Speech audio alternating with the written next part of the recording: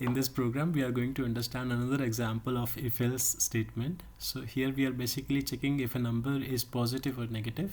So as we are familiar with a very simple concept that if a number is greater than 0, it's a positive number, and if it's less than 0, it's a negative number.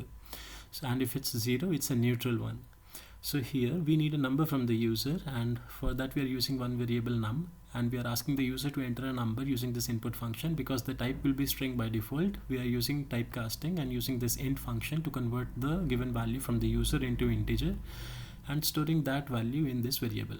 Now if we are using an if condition and we are saying if num is less than 0, so that means if the number is less than 0, it should be a negative number. So we are printing a message on the screen that it is a negative number.